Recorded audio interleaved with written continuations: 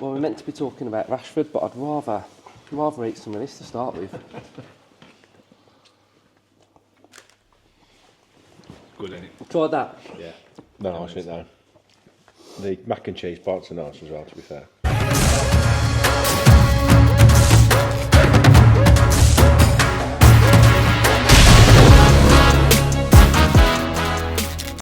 So we're here at PattyFreaks Eating. again. We only come for the food, but And the company. yeah, the company's not bad. PattyFreaks, Sutton, Coldfield, hosting up the Villa for live shows. We've got big things on the horizon, so make sure you're following PattyFreaks on socials. I'll tag it in the description to this video. And like, subscribe, and get involved in everything that we're discussing on this episode. Marcus Rashford has arrived at Aston Villa, and he has fully encapsulated me. He has gone from, and this is why I really like doing transfer hubs, because you get that initial journey of a link to a player. You have that straight up reaction. So it was Friday night. I've been cutting a bit of hair, got in, Rashford. All over TalkSport, Rashford, Villa. I thought, no, it's not the type of player that we need. Did I think it was realistic? Probably not. And then I woke up the next day and I thought about it. And I thought, Emery unlocking Rashford. Rashford, and I'm not just saying this. He is world class when he is fully firing. He's that good. So then I started to think of all the positives about Rashford, his game, his finishing, just his persona of being a clutch and a match player. The more I thought about it, the more I liked it, the more I thought he'd fit in, the more I thought Emery could unlock him. And then I was just fully away with it. I thought he could be brilliant for Villa. So Ryan, when you first heard the rumour, what were you thinking? Well, shall I reveal what our WhatsApp group was about? So Luke's telling the truth, because that's what he said in the WhatsApp group. Justin was very, very positive about it. And I had splinters in my backside, sitting on the fence, watching you two kind of debate it. But when it started to get real that he was coming, and you start delving a bit deeper into Marcus Rashford, obviously his career sort of stagnated a bit, hasn't it? He's been drifting for a good 18, 24 months, and your initial thoughts are, can he regain it? That's my key question. Can we rejuvenate Marcus Rashford? Because if we can, and that decline for the last 24 months can just completely dissolve under Emery's coaching, then we've got an absolute baller on our hands. And he's 27 years old, and what he's achieved in the game, the major tournaments, and being a major player for England during Southgate's reign, and he's the experience that we need in this squad. For players to look up to. You mentioned earlier about how Rodgers' game can improve, and Rashford is going to improve players, isn't he? And you kind of think, where did it all go wrong for him? But then you look at United's environment, and it's bleak, and it's not a very nice place at the minute. And the new owners have come in, and you've seen they're trying to trim down whatever money they can. Like ex-players take their fund off, cut staff wages, get staff out of there, and it's like they've looked. It kind of feels like they've looked at Rashford and gone, "Oh, flipping hell, he's on 300 grand a week. Can we do without?"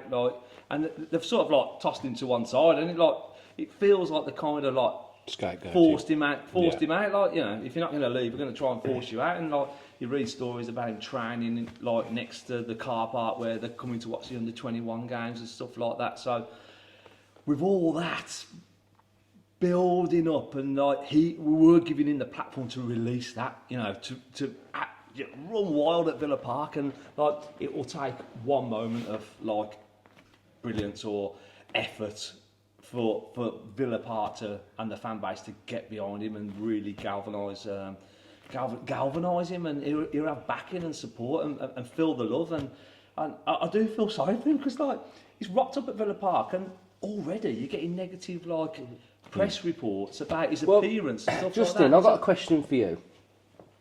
Who is Marcus Rashford? On his day, a world-class footballer, isn't he? And that's the Marcus Rashford we're hoping we're signing. I think it's important to add context to this Man United sort of agenda that's been pushed, especially from Emery, about Marcus Rashford, because that's basically the headlines over the last 6 months, isn't it? This season specifically, that he's this troublemaker that's not trying, he's down tools, he don't want to know. And I think Emery went in after, 2, 3, 4 managers that have failed at Man United, this constant decline of that football club over the last, since Ferguson went, to be honest, there's been a decline, hasn't there? Up to Emery that's gone in there now as the latest sort of saviour. And it hasn't gone right for him, has it, either? And I think, the last 3 or 4 press conferences, it's all been about Rashford, why aren't you playing him, what's going on? And he's been very clever with his wording, saying, basically intimating that he doesn't want to know. So I think when the link came to Villa, I can totally understand people's worry about what kind of player he's signing. We all knew the stories of Duran. We all knew what was supposedly going on at the training ground and off the field. And I think a lot of fans have looked at that and gone, we're just replacing one with another. But the difference for me with Rashford is he's got a body of work behind him over the last 10 years, let's say. Let's sort of widen that 6, 12 months out to 10 years of absolute quality. And for me, coming from an absolute disaster zone of Manchester United, that sort of impacted him. And I think from 9 years of age, he's come through, he's played with some of the best players at Man United that they've ever seen. And for him to be around that environment that's just collapsing around his ears, as I'm probably a Manchester United fan, he's in an environment that's just not conducive to bringing the best out of you, is it? And I think what he needed was what he's got. He's got to move to a club that's settled. He's got a manager that obviously believes in him. And anybody that's watched us since we started knows I try and see the positive in even the worst situations. That relegation run where we stayed up the last game of the season, I was constantly, we're going to stay up. And I can't, and yeah, it might not work out, who knows, none of us have got a crystal ball, we can't look into the future. I was really pleased with Coutinho signing, and it didn't work out, but I wouldn't change it, I really wouldn't, because these are the moments as a football fan, you want to sign the best players, you want to see them in a Villa shirt. I don't want to go to Villa like I have done most of my life and watch the best players in the world play against us. I want to see them play for us. So the opportunity to bring in a Marcus Rashford, that if we could unlock, and I don't think it's going to take a lot of unlocking. People are thinking that it's going to be... It'll take one goal. Oh, God, it's going to be 10... Yeah. It's going to take months and months to unlock him. He's not fit. He's not ready. He's not... He looks lean as anything. The press are trying to portray him as this... I just don't know. It's unsavoury at times, the way they hound players. For me, he needs an arm around the shoulder. He needs some love. And he needs a platform and a stage to produce and stick 2 fingers up to everybody that's questioned him over the last 6 to 12 months. And Villa are going to give him that now. And as a fan base, we will embrace him. And like Ryan says, that first touch, that first take a player on, put him in his arse, first goal, just that effort and determination to prove everybody wrong is enough for me. And I tweeted about it, I think last week. The last player I can remember taking from Man United who was supposedly a troublemaker and a nightmare was Paul McGrath. That worked out all right. I think the other thing is, it's got a bit of Gabby to me. Because when Gabby played for Villa, he'd got that sort of rise onto the scene under O'Neill. He'd got that sort of... We were doing really well, weren't we?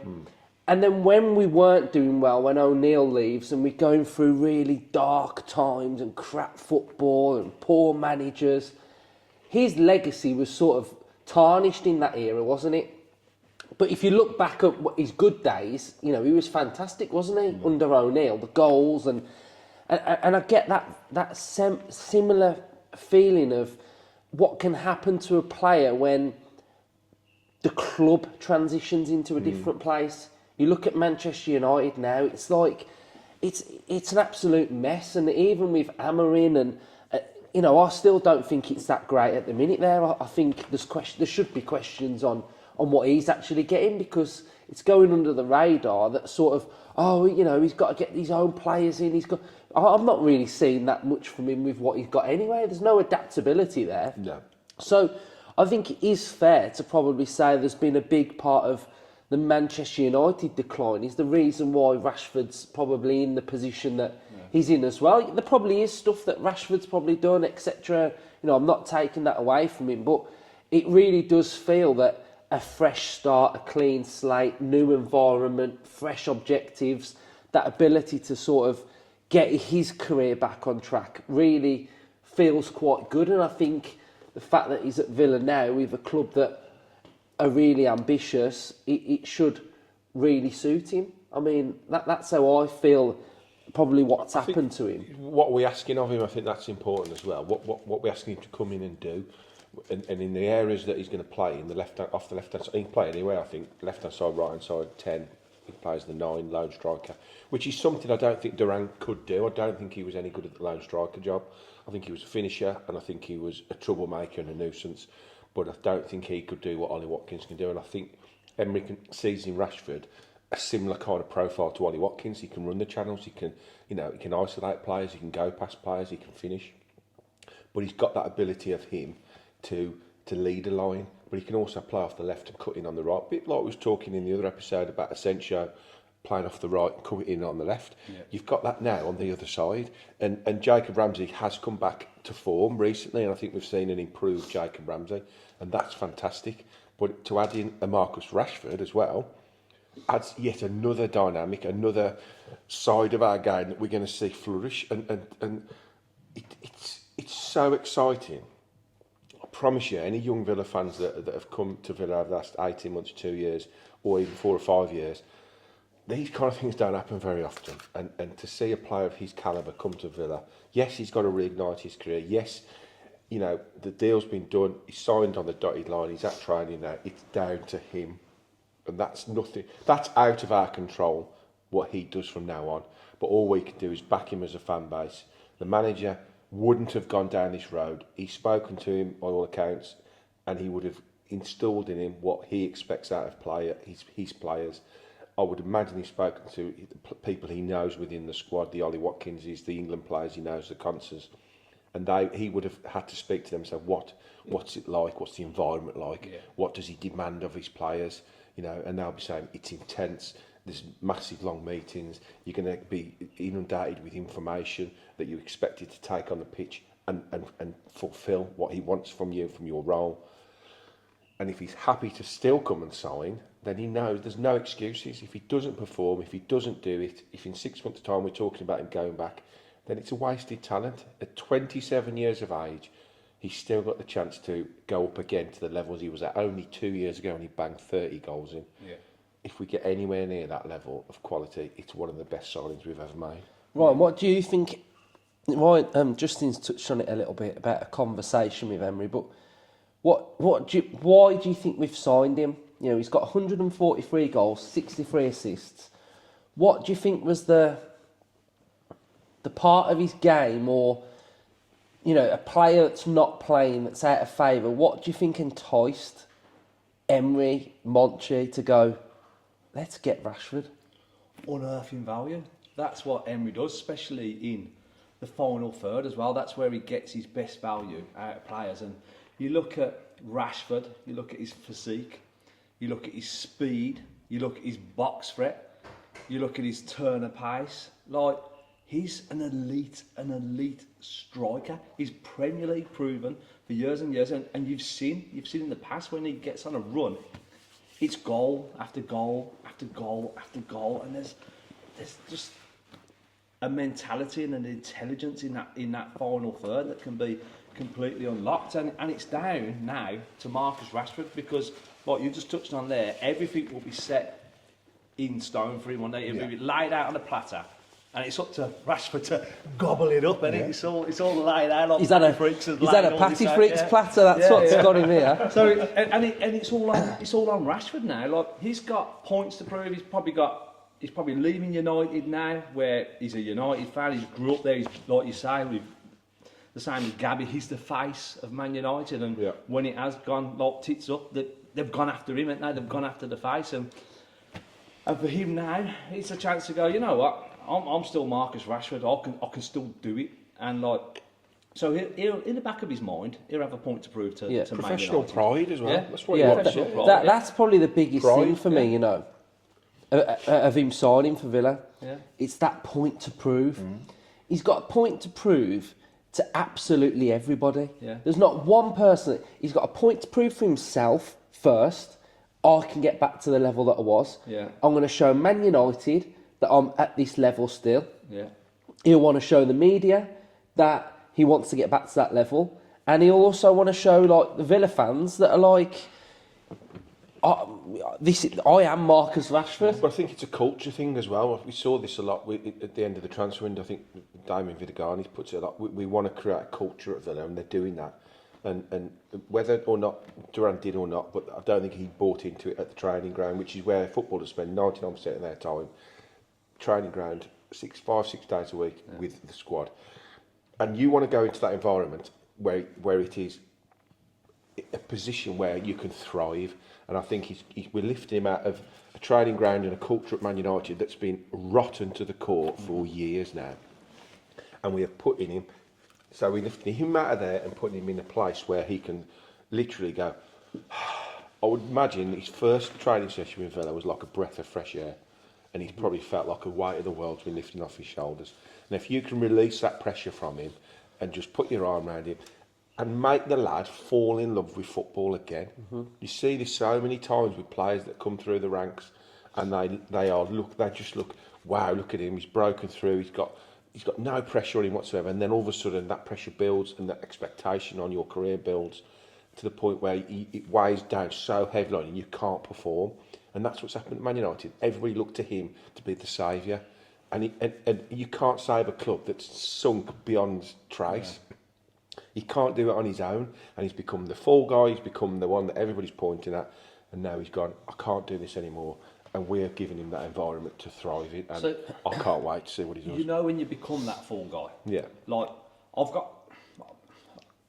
got concerns about his off-field reputation. You know, that's increasingly, you know, it's always in the background, and there's always like a story about him. He's jetting off to Barcelona, he's jetting off to America, this and that. Is the media, have they blown that up because he is that fall guy? And like I touched on earlier, like when he signed, they were like digging out his appearance and stuff like that. So sorry to put in. So this was going into the next point, but you've eased us into it. And it's that whole media presence on Rashford now. Look, yesterday there was 10 tweets from the Mail Sport about Rashford. 10. I'm surprised. Yeah. 10 tweets. That is. Was there any positive? That is ludicrous. To have 10 tweets about one player. You know, that's Agenda FC. That is. And this was one of the tweets. So it was inside Marcus Rashford's rise and fall ahead of his fresh start at Aston Villa. Child poverty hero was a free scoring star, but now fans are concerned after rough unveiling. Manchester United exile, car crash, not VAR, that's autocorrect, car crash and failed Love Island romance. Now that was one of those tweets. What is that all about? Because none of those are actually relevant in Rashford signing for Villa. You know, that's an agenda and a targeting of a person to suit a narrative of a person. I think it feeds into what I was saying about the environment he was in at Manchester United. Now, for whatever reason, I saw the pictures of him going to basketball games. I think it was between games and stuff, and being out. If the environment you were in at that football club is that of disarray and, you know, not a manager not being able to get his players to do what they want, then players, and it's not an excuse, because if he did it and he shouldn't have done it, I mean, I don't know whether he got fined for this stuff, I don't know, then it's difficult to have sympathy. But what he's coming into at Villa is something is a situation that won't accept that kind of thing. So he would have been told that from day one. Yeah. So you're coming in, and this is a professional environment. You've got to get your head down and get on with it. So I think the agenda of the press. He's a high-profile footballer at one of the highest-profile football clubs in the world. He's a massive name, so it comes with pressures. So maybe he just needed to be, told, just be careful what you're doing now. You've got this fresh start. And like we said, on the pitch, it's up to him to reinvigorate his career on the pitch. It's probably also up to him now to keep his head down off the pitch and just focus on his football. If he does both of them things, which aren't that difficult to do, there's no headlines in it. Everything. There's no off-field headlines in. He's just played out in front of him to succeed again. So what do we want from him then? To keep his head down. So from now until the end of the season, there was a little bit of chatter about Rashford's comments on his interview that he did with Villa that he ended with. He was sort of saying, like, I'm not here for a very long time. And a certain few people picked up and were saying, well, that's not very promising, is it?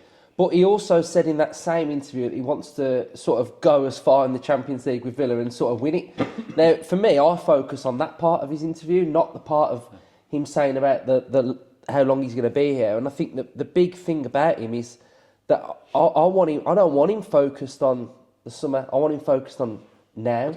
I don't see it as an issue, to be honest. I think he was asked a question. He signed. The nature of a loan is it's a short-term deal, isn't it? Yes, there's a buy clause added to the summer, but like you say, we'll worry about that in the summer. If he comes and has an absolutely brilliant 4 or 5 months to the end of the season and we're flying and we win something and we finish in the Champions League again, I would imagine all parties will come together and say, brilliant, we'll make it permanent. So currently, it's a short-term deal. That's reality. That's truth, isn't it? He's not lying. Whatever happens in summer, he can't do anything about that now. All he can do is get his head down, refocus on his football, refocus on what's important, which is getting on with his life again and get hopefully out of the limelight of the shit show that's Manchester United currently and helping Villa to succeed. If all them things happen, it's a marriage made in heaven. Back scratching, and it like you help us, Rashford, we'll help you. That's an opportunity to reinvent himself and put himself back up on a certain level. Yeah. We've got the advantage of taking advantage of that and capitalising on his goals and performances and helping us get to a level where we want to finish this season. And come the summer, if we shake hands and go our separate ways, then we've both got part of the deal, haven't we? That's the glory of a loan deal, isn't it? You can say to a player, this is your opportunity. Yeah. I mean, we are giving him a higher level than Manchester United can give him. So he's going up a level coming to Villa. And so if he doesn't do it at Villa, he's not going to get another chance at a club the size of ours with the opportunities and to be fair, like, we've done the hard part in the Champions League. We've qualified for like the last 6. He's got to finish off the job now. Yeah. Just get us to the final, mate. Lift it, and then there we go. There's no question. If he lifts that big ears trophy at the end of May, he's signing permanently. So Ryan, you love your tactics and chatting about that. Think of Villa currently. Where's he playing, and what is he doing in the team? Hopefully scoring goals and assisting. I kind of always see him as like that left-handed sided player cutting in. That's where you see all these highlights reels where he's cuts in, right foot, bang, and his ball striking. Yeah, so clean, so clean. It's ruthless, it's arrowed, it's direct, it's excellent. But we've seen him do jobs through the middle where he can play on the shoulder. He's got that pace. And you've seen him do jobs on the right, so across that front four, it's versatile. And he starts on the left, 20 minutes. Okay, I'll go over that side. Asensio comes over this side, or Malin comes in there. What I see is an interesting possibility is we've had for 6 months now this Duran, Watkins, they can't play together. They can't play together. Every time they play together, things have gone wrong. It's ruined the dynamic of the team. Have they brought in a perfect foil for Ollie Watkins? Potentially. Have they brought in a player that could actually dovetail really, really well with Ollie Watkins? A player with better movement than Duran, that's better in that role than Duran. and that could play and allow Rodgers to play the pull out to the left, with Rashford playing off Ollie, and you know they could switch positions. You know, fluid systems. Yeah. Well, we tried it with Rodgers and Watkins, haven't we? Duran and Watkins, and I do think. But he's got the profile of a Rodgers, hasn't he? Like we were saying about Asensio, you've got them three. Potentially, we said before we come on, you could have a front four of Watkins, Rashford, Rodgers, Asensio, all 6 foot, all athletic, all can run with the ball. You know, Asensio cutting in off the right with his left, Rashford cutting in off the left with his right. I see Asensio as the trigger. Like, he will pick up the ball, turn, and then he'll be looking for a Watkins and a Rashford. And he's got the ability then, through balls. So what we're saying is we're going to win a 10-0 every week. 10-5 probably. 10-5, yeah. Sorry, I forgot about the defensive issue. If that defender never came in, I think that was probably what we were going to go for. 10-4 now. We've got 10-9 without the Now he's here, we've shored up the back a bit. So sort of like on the grand scheme of the transfer then, when we signed Coutinho, you know, the numbers on social media did quite well with the posts, but Rashford has sort of blown that out the water, like the, you know, how big of a signing is it? How big is it? Because, you know, he sort of was going to go Barca, he wanted Barca, and PSG were linked as well, and for Villa to get Rashford, you know, I know at the minute the media are sort of spinning like their different types of narratives now of like, it's not the right move, he needed to go this place and etc. And they'll always do that and downplay Villa. But how big a deal do you think it is for us to entice a player like that? Do you know what I thought would be the stumbling block? The wages. I didn't think we had that scope of wage structure to get a player like that in, but we've proved that we can, and it'll be calculated, won't it? And it'll be against the risk of bringing Marcus Rashford in. But it just sets a level of where we want to be, doesn't it? It's like where we're trying to achieve, and the way Emery tactically sets us up now is an elite setup, but it requires elite players, and this is a Marcus Rashford is a step up to that elite level, and like whatever's gone on before. In the last 2 years, if you would have asked 3 years ago, when he's, like you say, banging in 30 goals, in a couple of years he's going to be down the Villa. He's going to be down the Villa. You never once think of a scenario in your head where it could happen. Like, to answer Luke's point, potentially it's the biggest signing we've ever made. Did he score the last goal when we went down? In 2016. Was it? He was the one that scored at Old Trafford when we lost 1-0, was it? And I just should block that too, out my memory. Yeah. But I mean, you'd never, even in that moment, you'd never think this guy's going to play for us. Even when he was playing at the World Cup, a few years back. But at a peak age, he's not past it. That's it, He's 27. Where Coutinho, this is why I think potentially it could be the biggest signing we've ever made. Yeah. I mean, you know, we all know the players we've signed in the past. Some ridiculous name players, Merson. I remember when he came, I was, oh, what a player. So I think, if he even just has, if he's 7 out of 10 every week, we get a good 7 and 8s and 9s every 2 or 3 games, then it's potentially the biggest signing we've ever made. Yeah, I've seen United fans on social media going down and buying Villa shirts. Yeah, I've seen that. Rashford on the back, like so. I mean, I'll pay for his wages alone. He's absolutely it's huge. massive as a profile of a player, though. Yeah. But I also totally get that if he hadn't have had the problems at United, then he probably wouldn't be here. So things have had to happen to make this move happen.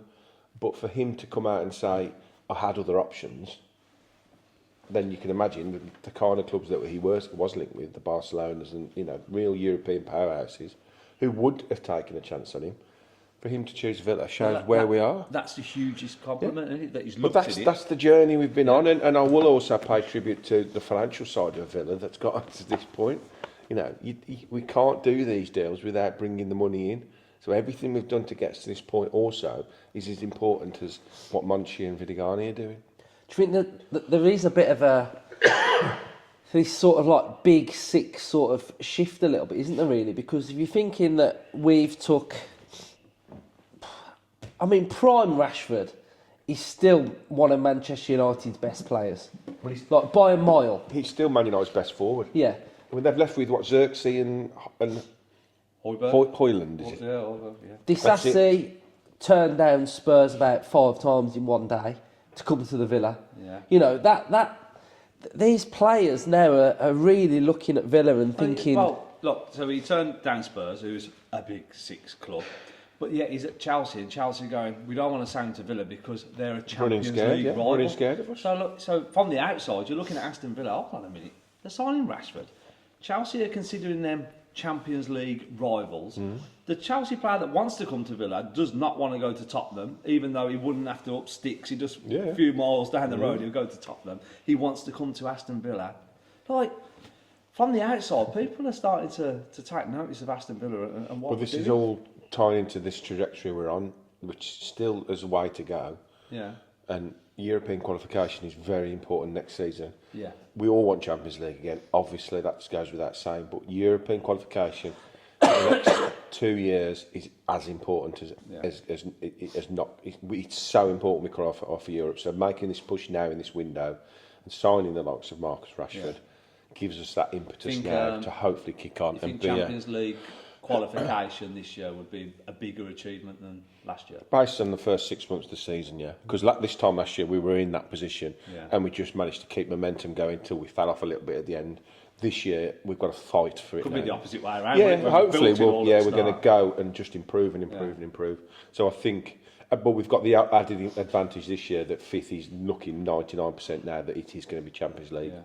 And I will say, I said fifth at the start of the season, and I've got it right 2 years in a row. So I think fifth I said again. Sixth, but then I think I said 6th.